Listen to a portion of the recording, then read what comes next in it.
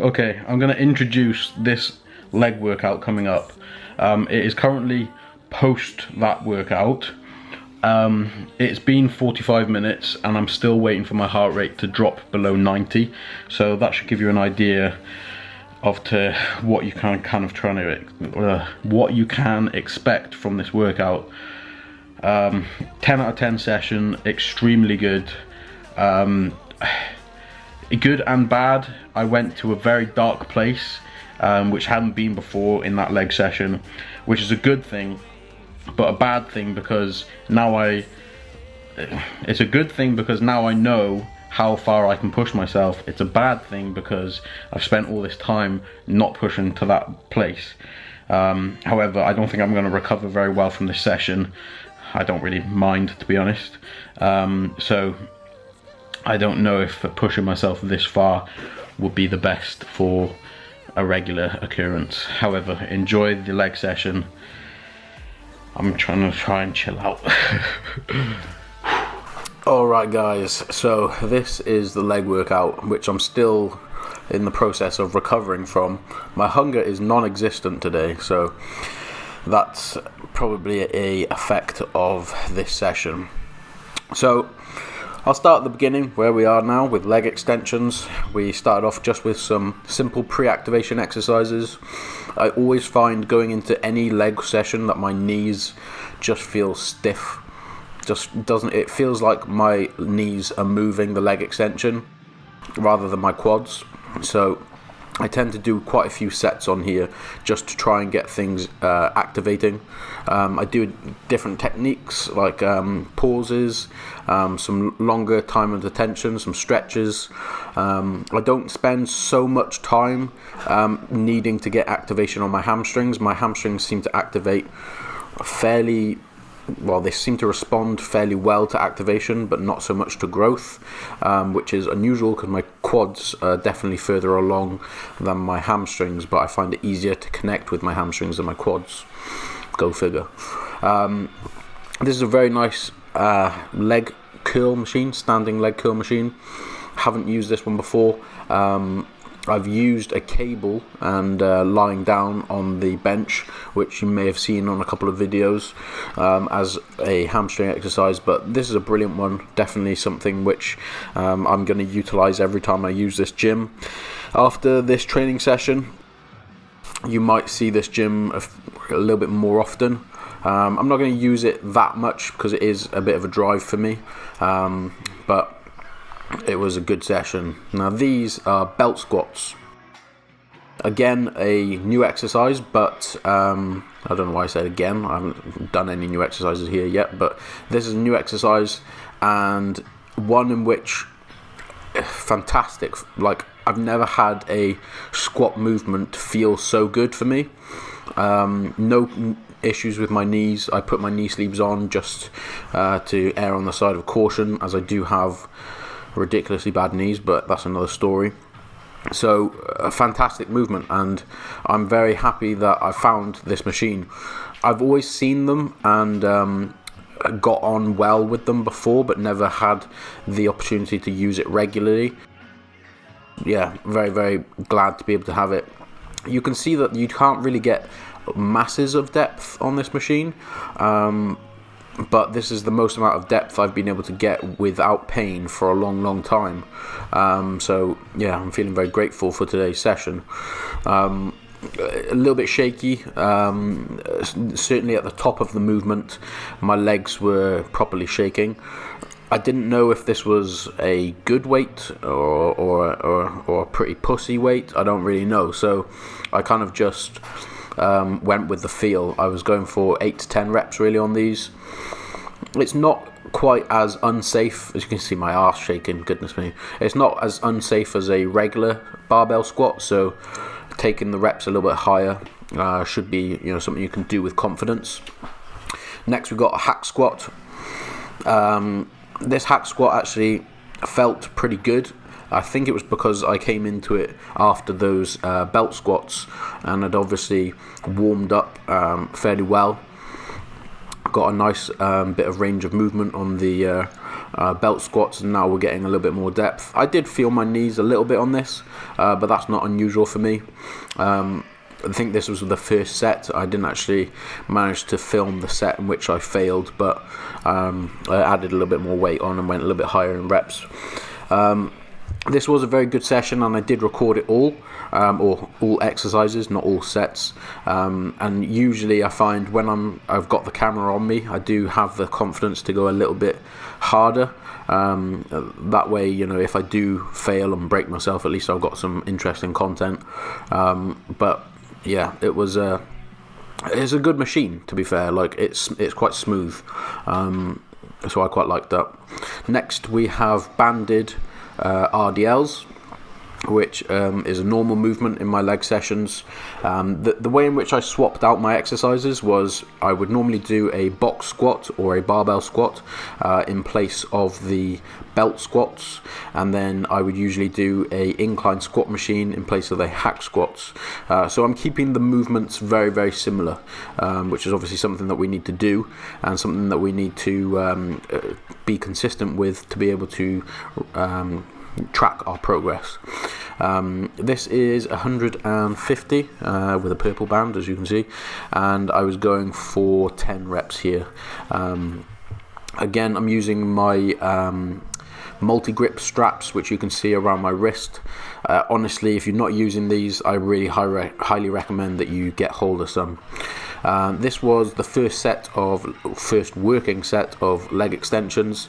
I then, after I went on from this, I think this was 250, I went on, and instead of adding more weight, because I was feeling I wasn't really getting much more out of increasing the weight, which sounds a bit odd, but I was feeling more in my hips the load of weight rather than hamstrings and quads. So you'll see what I do instead of increasing the weight. You could do a multitude of different things. You could pause the reps, you could do time under tension, slow the concentric down or the eccentric, or you could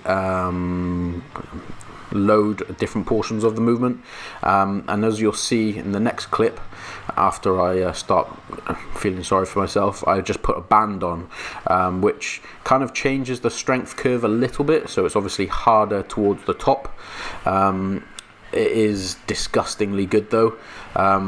This was the first set I did with banded leg press, and I think I did two top sets, so brilliant exercise, something again which I would like to keep in my leg sessions. Unfortunately, my gym closest to me doesn't have a leg press, but if I am able to get this gym a little bit more regularly in my routine, this will be something which I keep in, as I felt a lot of benefit from this movement. Quads were firing very well, hamstrings were firing very well. I felt secure in the seat. The angle was very good for me, although the depth I think could have done with a bit of improving on a few reps. I do think overall this exercise came very nicely or naturally to me, so it is a little bit more difficult to get in and out of the leg press with the bands on, but 100% worth it. And don't be worried about what other people are going to think about in the gym. Like, I got a couple of funny looks, and you just have to ignore it, really. I'm there to progress. I'm not really there to impress anybody or make anybody, whatever. I'm not there for anybody else. I'm there for me. So then we went on to some working set leg extensions with a intra-set stretch, going for 12 reps on these. The beginning exercise where you saw me doing this at the beginning was obviously just a pre-activation, and this is how I set up my intra-set stretches. You'll see some people putting their hands behind them. I find you can get a lot more depth if you just hold on to something in front of you and just lean back. You can change up your feet position as well to hit slightly different areas of your quad. Obviously your quad is made up of 4 muscles, so you can hit different areas with a more intense stretch or a less intense stretch. You want to hold it for about 15 to 30 seconds, no longer really than that. And yeah, then going on to the good girls, or abductors. You want to really... I'm not sure about this exercise really. Some people put a lot of emphasis on this, and I do think you'll get a lot of more leg growth. Like your legs will look visibly thicker from getting better adductors. However, I get a lot of chafing in the middle of my legs already, so for my adductors to get bigger would be a little bit more difficult, but I did it anyway. I did 3 sets of that, and then we went on to some working sets of hamstring single leg curl. Now I like this exercise so much I did it again. I could have done like a lying hamstring curl as I did this exercise for a pre-activation, but the pre-activation sets I wasn't taking to, you know, as higher reps as this, and I'm focusing a little bit more on the stretch and squeeze, but that's what you kind of want to do on a pre-activation exercise anyway.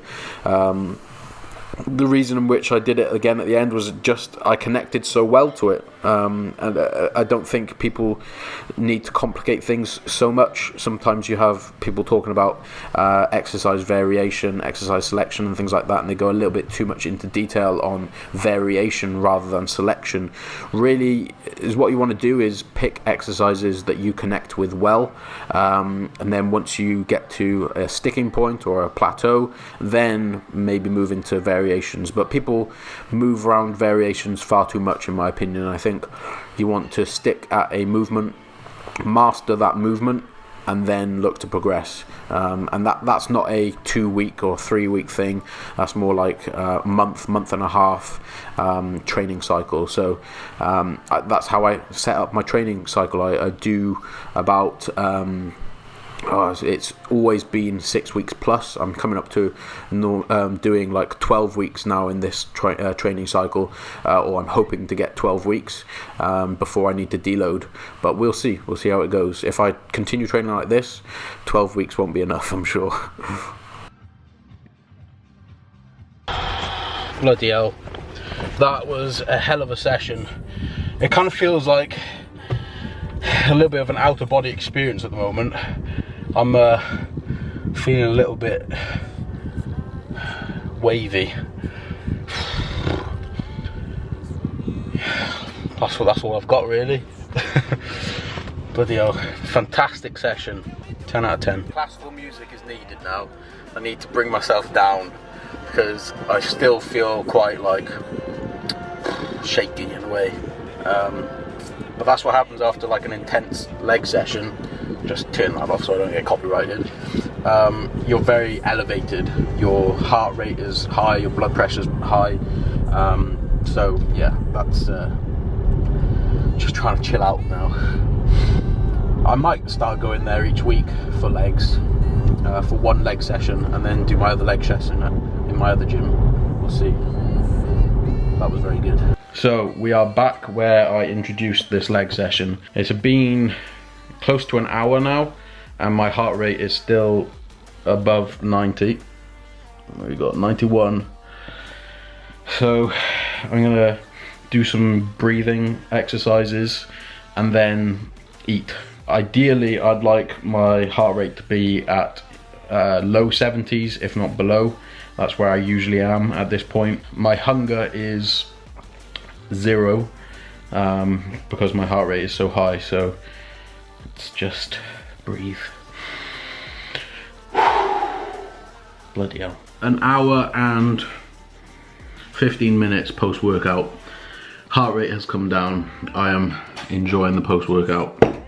I'm also cold now, which was interesting because I was boiling hot before and sweating profusely. So there we are. We're in a good place again.